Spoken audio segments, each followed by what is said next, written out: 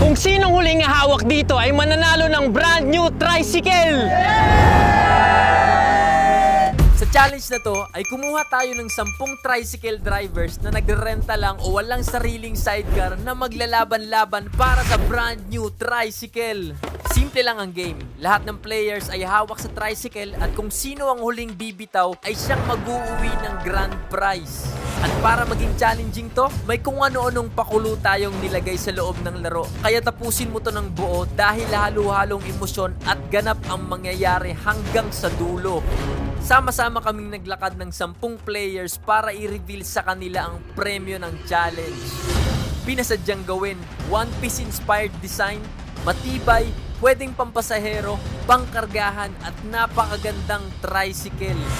3, 2, 1! Simulan na ang kompetisyon.